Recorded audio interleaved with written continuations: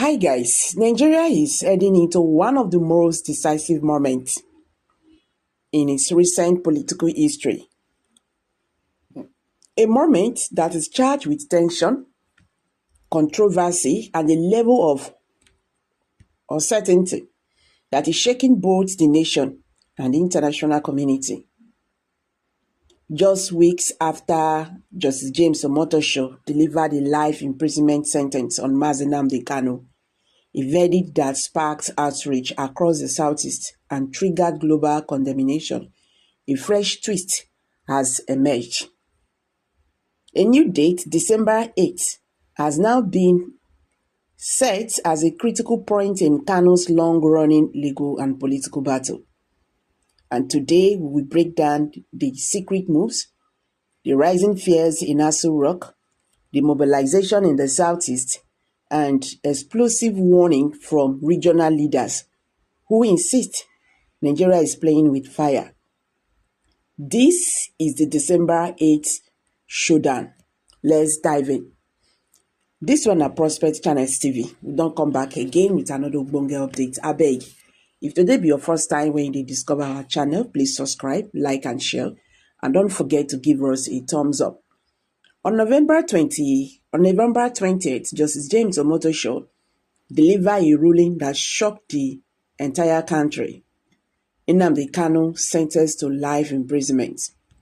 The judgment was immediately condemned by human rights groups, legal scholars, and political leaders.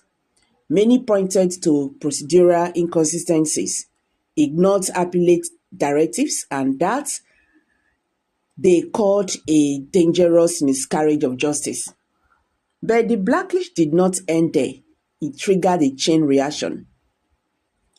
Statements from governors and lawmakers, international petitions, and rising diplomatic pressures on Abuja, which lead us directly to December 8th.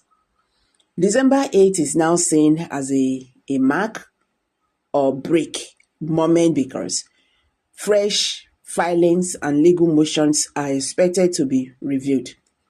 The Southeast political blocs are preparing coordinated actions.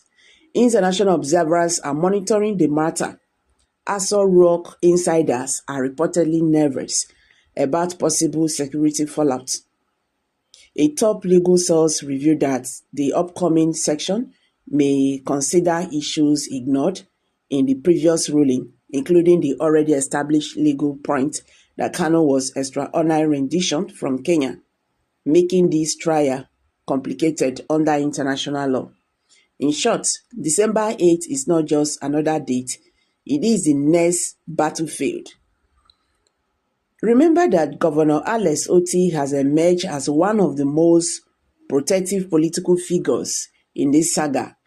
He visited Kanu in Sokoto prison.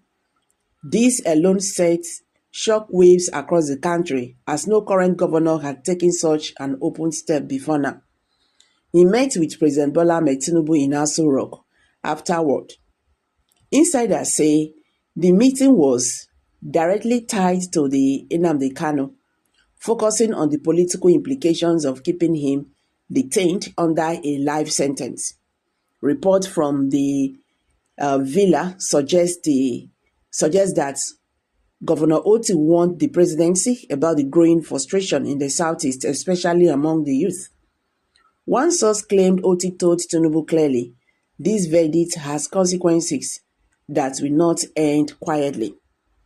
From Ohaneze Ndigbo to traditional rulers, political stakeholders, and community leaders, a unified tone has emerged. The Southeast cannot accept this life sentence. The region is at boiling point. If the federal government mishandles this again, the consequences will be nationwide. Now, this December 8th, Nnamdi Kanu is returning to the court to seek for transfer.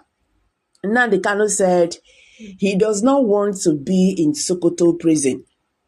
You understand? He said Sokoto prison is very far away from his engagement, talking about how to appeal his case. Don't forget that from that day he was sentenced to life imprisonment, he have 90 days to appeal. You understand? And the days are running out.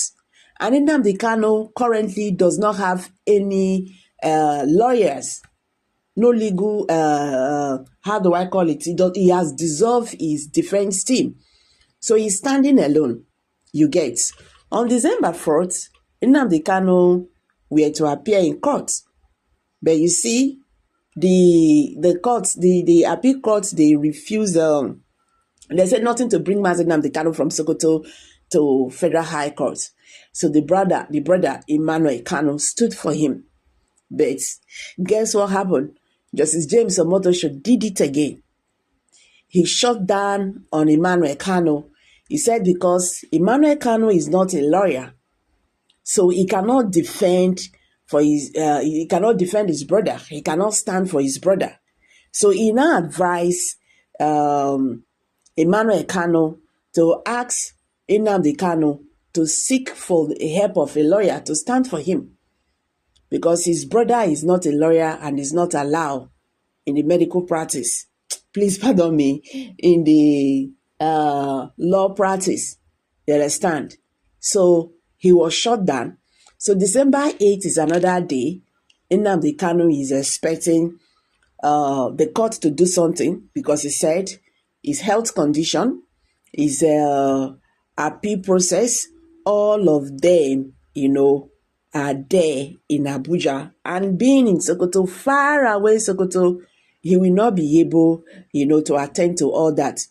So guys, Nigeria is standing at a crossroad again.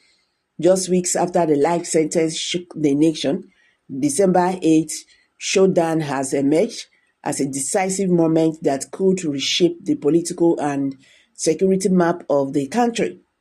Will the court correct the controversial ruling? Will Abuja bend to pressure? Will Southeast leaders stand their ground? And most importantly, what will happen if nothing changes?